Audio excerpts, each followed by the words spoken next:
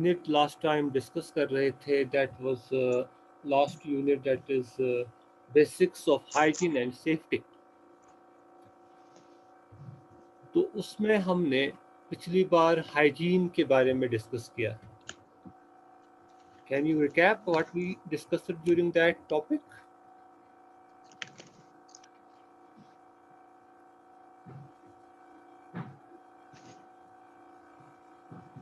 So during that topic, we discussed how, in especially in food and beverage production or food and beverage services, hygiene plays a very significant role because maintaining hygiene can prevent diseases, can prevent spread of diseases, as well as good hygienic environment creates good image of that joint, of that restaurant or hotel. So that way we discussed it in detail during that unit, and today we will talk about the safety. Because there is one important thing that is taken into consideration, that is safety. Even the equipments you are using in the hotel industry, in food and beverage production or services, that time also it is to be ensured first whether the use of that item is safe or not. For that, there is a system that is in operation in the industry, and that is called hazard analysis critical control point. क्या कहते हैं उसको? Hazard analysis critical control point, and it is abbreviated as HACCP. HACCP. So that actually this system on food safety was developed by Pillsbury Company in the United States. There was a laboratory that was Natick Laboratory, and in collaboration with the National Aeronautics and Space Administration, in 1974 they formulated the system.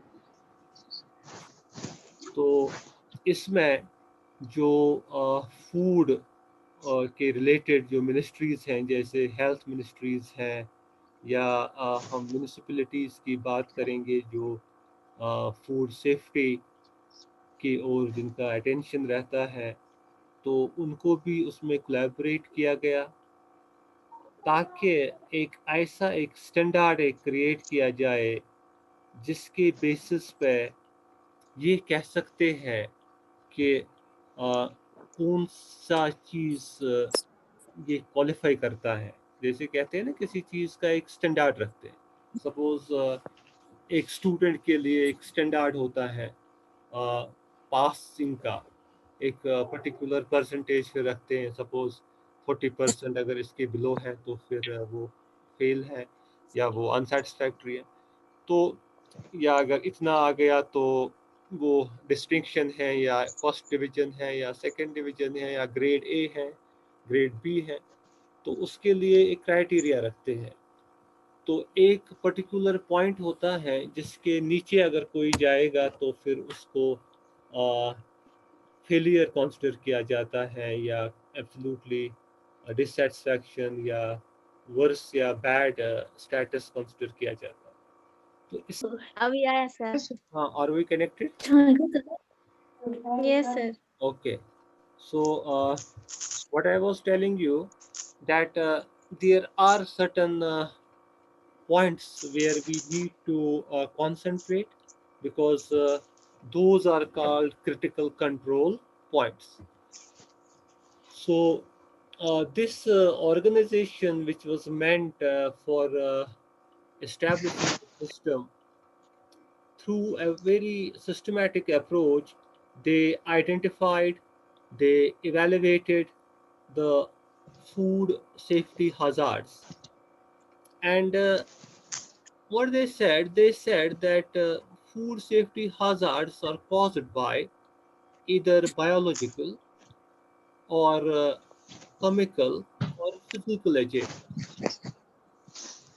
तो वो जो agents है उन्होंने कहा कि वो agents जो हैं वो कॉज बनते हैं, वजह बनते हैं इलनेस का, बीमारी का, डिसीज का या इंजरी का, अगर उनको कंट्रोल नहीं किया गया तो।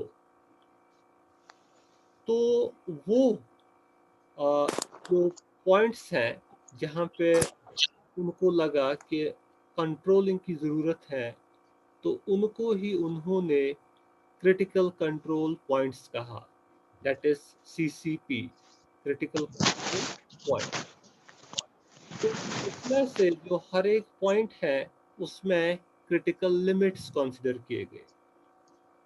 जैसे आप देखते हैं ना, जब एक किसी इंसान का देखते हैं ब्लड प्रेशर, Yes, sir. तो फिर उसमें सिस्टोल या डायस्टोल के लिए 121 या 80 कंसिडर किया गया है, तो वो कंसिडर किया जाता है कि ये नॉर्मल है ब्लड प्रेशर अगर Yes, उसमें sir. हो।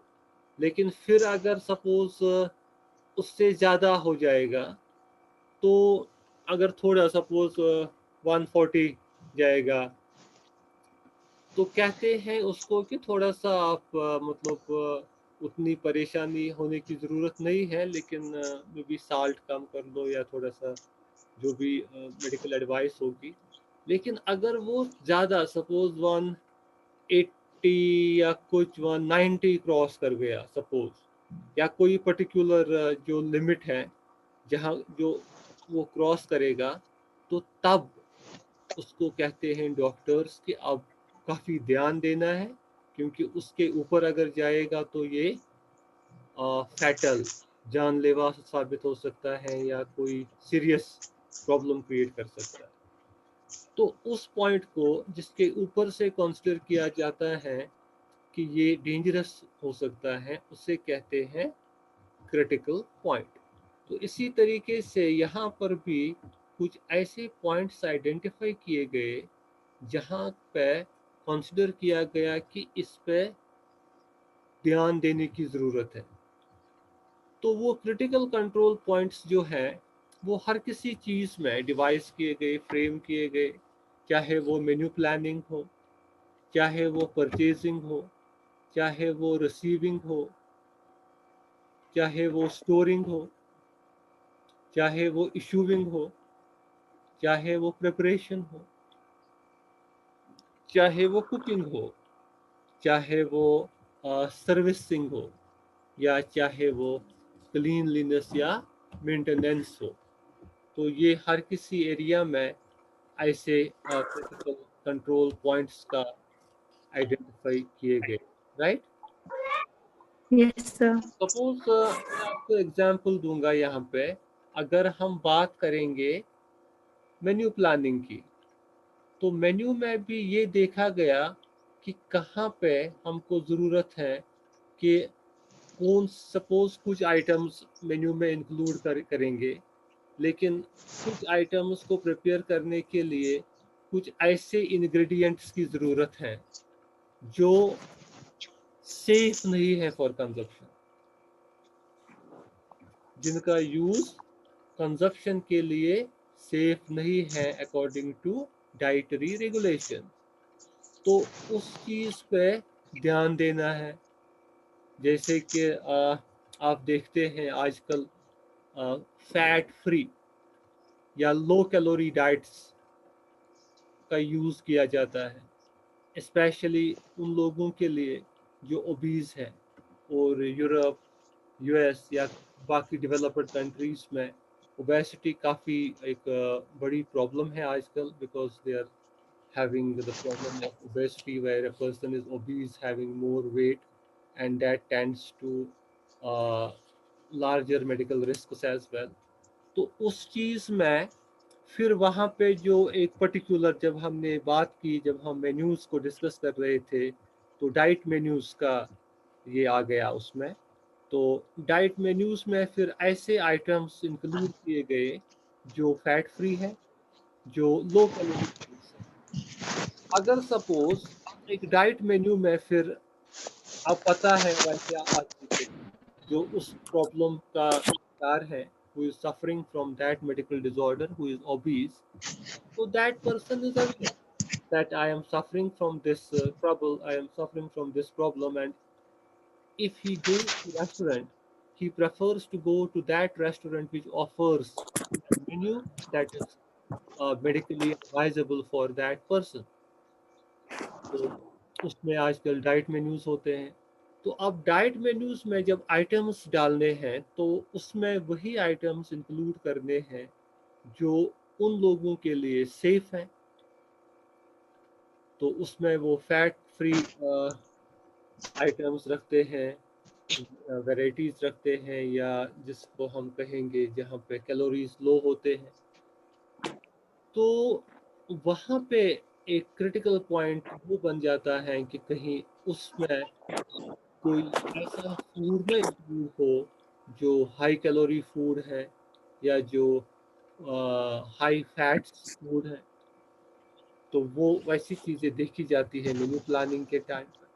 तो इसी तरीके से जब हम बात करते हैं परचेजिंग पर, तो परचेजिंग में भी जब प्रोक्योरमेंट होती है चीज़ों की, जब खरीदते हैं मतलब आइटम्स को, तो उस वक्त भी ये देखा जाता है कि परचेज स्पेसिफिकेशंस देखी जाती है। तो हर कोई जो परचेज है वो according to purchase specifications, according to standards उस चीज़ को प्रोक्योर किया जाता है। तो अगर वहाँ पे जो सप्लायर है वो उस पॉलिसी का मतलब उन गाइडलाइंस को फॉलो नहीं करता है सप्लायर, तो वहाँ पे जो परचेज़र हैं, जो फूड एंड बेवरेज या होटल या रेस्टोरेंट का जो रिप्रेजेंटेटिव है, who is responsible for purchasing और प्रोक्योरिंग, तो उसको उस चीज़ पे वहाँ पे ध्यान रखना है। जो उसका स्टैंडर्ड ले डाउन है वो स्टैंडर्ड उसके लिए क्रिटिकल पॉइंट वहाँ पे बन जाएगा। तो उसके साथ कंप्रोमाइज़ नहीं करना है, ताकि वो कहीं ऐसा चीज़ ना खरीदे जो उसकी क्वालिटी स्पेसिफिकेशंस के स्टैंडर्ड के एतबार से बराबर नहीं है। तो उस चीज़ को देखा जाता है परचेजिंग के टाइम पे। क्योंकि अगर उसने किया तो कुछ आइटम्स होते हैं पेरिशेबल, जो खराब होते हैं मतलब जल्दी, तो उसमें फ्रेशनेस एक स्टैंडर्ड होता है। क्रिटिकल पॉइंट है कि अगर सपोज कहाँ चीज़ है स्कॉलुक, या it is may be 2 days earlier, तो उससे उसकी तो एक क्वालिटी पे इम्पैक्ट पड़ता है, दूसरा उसकी कंजप्शन प्रॉब्लम कर सकती है जो कंज्यूम करने वाले होंगे। सपोज आपने सी फूड लाया, या बीफ या मीट या कोई चिकन, तो वो कुछ दिनों पुराना है, मतलब खराब हो गया है या खराब होने को है, तो वो चीज़ वहाँ पे परचेजिंग के समय रिफ्यूज़ करना है। क्योंकि आपको देखना है कि क्वालिटी के हिसाब से आपको, अगर सी फूड है या ये जो है सपोज फिश है या कुछ है या मीट है, तो ये फ्रेश होना चाहिए। और फ्रेशनेस में अगर सपोज आपका है कि ये विद इन 12 आवर्स स्लॉटर्ड होना चाहिए या कुछ जो भी है, तो वो स्पेसिफिकेशन देख के आपको ये चीज़ रिसीव करना है, otherwise not purchase. This critical point in that junction. तो उसी तरीके से फिर स्टोरिंग की बात करते हैं। तो स्टोरिंग में भी ऐसे ही आपके लिए क्रिटिकल पॉइंट्स होते हैं, आपके लिए कंट्रोल पॉइंट्स होते हैं कि किस चीज़ की स्टोरेज किस टाइप से करनी है, किस पे कौन से टेम्परेचर पे कौन सा चीज़ स्टोर करना है।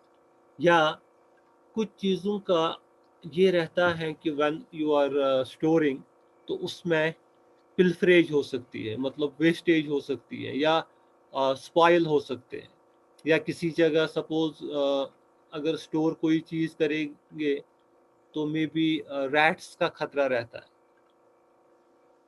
तो उससे एक तो इन्फेक्ट भी हो सकता है चीज़, या कैट्स या रैट्स का खतरा रहेगा किसी जगह, तो एक तो इन्फेक्ट होगा, दूसरा वेस्ट होगा। तो वो चीज़ें कंसिडर की जाती हैं स्टोरिंग के टाइम पे, that you have to be very much cautious about it. You have to store it in that manner so that there is no problem in storing it, in leading to any wastage during storage. तो वो चीज़ें वहाँ पे critical points रहती हैं. So then we come to issuing.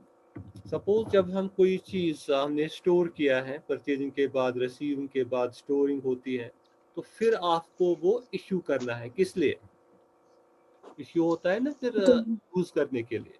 Suppose for example सब्जी या meet है, या आपने और कुछ स्पाइसेस हैं जो अपने आपके स्टोर में अवेलेबल हैं, आपके जो रेस्टोरेंट है उसके स्टोर में आपने ला के रखे. तो फिर उसमें आप ये कंसिडर करते हैं कि आपके लिए क्या तरीका है उसको कंज्यूम करने का. तो आपने वो देखा, जैसे हमने भी स्टोरिंग में बात की, टेम्परेचर, बाकी चीज़ें जो होता है, मॉइस्चर नहीं होना चाहिए, या बाकी कौन सा चीज़ ड्राई स्टोर होना चाहिए. तो उसके बाद जब इशूइंग होती है तो उसमें भी आप एक मैकेनिज्म फॉलो करते हैं. जैसे फीफो है, फर्स्ट इन फर्स्ट आउट. आपने कोई चीज़ खरीदा है सपोज कल, और कोई चीज़ आपने खरीदा आज. सपोज आपने कल चिकन खरीदे, आपने आज भी चिकन खरीदे. मे बी कल आपको 10 चिकन में से 9 कंज्यूम हो गए रेस्टोरेंट में, एक रह गया था. और आज आपकी सप्लाई, जैसे डेली आपके रेस्टोरेंट में आती है सपोज 10 चिकन, या मे बी 100 चिकन, डिपेंड करता है. तो सपोज आपको 100 में से या 10 में से कल बचा था एक, 100 में से सपोज आपको 90 10 बचे थे, तो आज आपको नए 100 आ गए फॉर एग्जांपल. तो आप क्या करोगे आज? आज अगर आपको इशू करना है चिकन, आप आज के 100 में से करोगे इशू, या जो कल बचा है उसमें से करोगे इशू? कल से हम कल बचा. क्योंकि अगर आप कल का इशू नहीं करोगे, आज का करोगे, तो फिर अगर एक दिन के बाद वो 2 दिन का हो जाएगा, isn't it? Yes sir. तो वो खराब हो Yes जाएगा sir. तब तक. तो इसमें इसी तरीके से, चाहे आपके स्पाइसेस हैं वहाँ पे, बाकी सारी चीज़ें हैं, तो इशूइंग के वक्त आपको ये ख्याल रखना है कि जो चीज़ आपको पहले आया है वही चीज़ आपको पहले इशू करना है. That is first in. जो पहले आपके स्टोर में आ गया चीज़, फर्स्ट आउट वही पहले जाएगा यूज़ के लिए. तो इस चीज़ का ध्यान रखना है. अदरवाइज आपको सपोज आपके पास हल्दी है, आपके पास शुगर है, आपके पास बाकी चीज़ें हैं, साल्ट, तो आपने नया नया लाया और वो कंज्यूम किया, पुराना रह गया थोड़ा थोड़ा वहाँ पे, और वो खराब हो सकता है. उसकी क्वालिटी जो है वो आप फिर मेंटेन नहीं कर पाएंगे, और वो एक हज़ार्ड क्रिएट कर सकता है फ्यूचर में अगर वो वैसे ही रह गया. तो ये चीज़ें जो है, दीज आर वेरी इंपॉर्टेंट.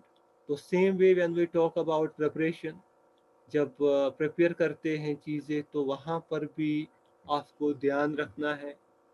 क्योंकि सपोज प्रिपरेशन के टाइम पे आप यूज़ करते हैं काफ़ी इक्विपमेंट्स का भी, जैसे ओवंस का यूज़ करते हैं, आप गैस का यूज़ करते हैं, आप बाकी कुछ चीज़ें यूज़ करते हैं जिससे आप सपोज कुछ माइक्रो ऑर्गेनिजम्स को किल करने के लिए आपको एक स्पेसिफिक कोई चीज़ यूज़ करते हैं उसके लिए. तो आपको ये भी ख्याल रखना है कि किस चीज़ को कितनी मिकदार से, how these things are to be used. अगर सपोज ओवन में आपने किसी चीज़ को ओवर हीट किया तो वो भी जल सकता है फिर, अगर आपको ध्यान नहीं रहा उस चीज़ का. यहाँ पर आप घर में देखिए, सपोज आप कभी दूध उबालते हैं गैस पे या हीटर पे, isn't it? Yes sir. तो फिर अगर आप उसका ख्याल नहीं रखेंगे, सपोज आपने गैस पे लगाया पतीला दूध का, और खुद आप बैठ गए बातों में, या आपने टीवी ऑन किया है, सीरियल देख रहे हैं, और आप वहाँ पे ध्यान नहीं रखेंगे, तो क्या हो सकता है? दूध जल जाएगा.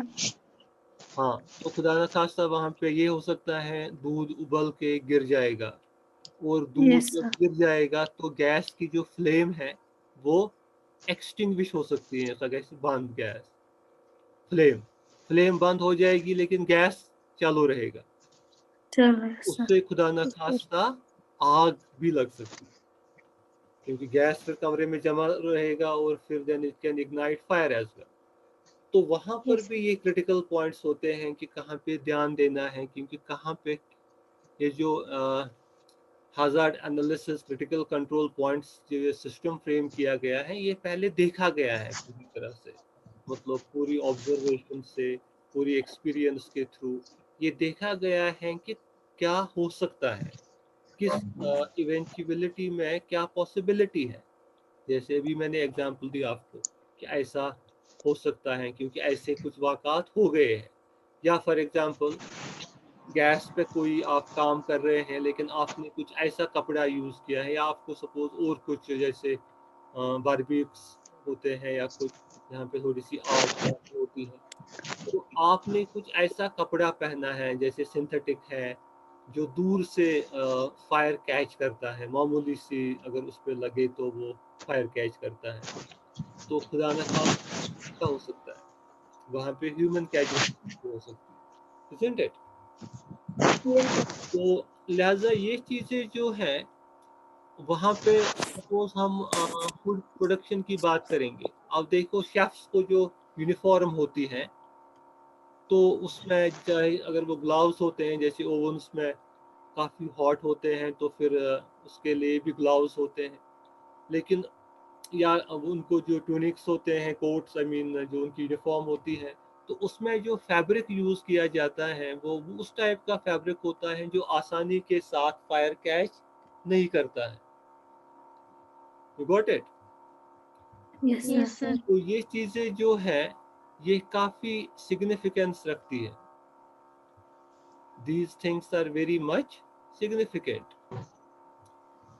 तो उस चीज़ में ये ध्यान रखना होता है कि कहाँ पे जहाँ जहाँ पे खतरा है तो वहाँ पे उसी हिसाब से कॉशियस रहना है, और वैसे ही मेजर्स वहाँ पे उठाने हैं जिससे वो पॉसिबिलिटीज मिनिमाइज हो या कम हो। Got it? Yes, तो Yes, ऐसी sir. चीजें या उसी तरीके से जब हम बात करते हैं सपोज सर्विंग की, तो सर्विंग के टाइम जैसे हमने परसों डिस्कस किए हाइजीन की कंडीशंस, कि कैसे हमको जो food and beverage service staff हैं तो उनकी हाइजीन कितनी मैटर करती है अ, जो इसकी क्वालिटी है उसमें, या प्रिवेंशन ऑफ डिसीजेस में, isn't it? तो ये सारी Yes, sir. चीजें जो है these come under hazard analysis and critical control, right? yes, sir. Yes, sir. Yes, तो sir. इसमें कोई कंफ्यूजन तो नहीं है? Able to No, understand it sir. properly?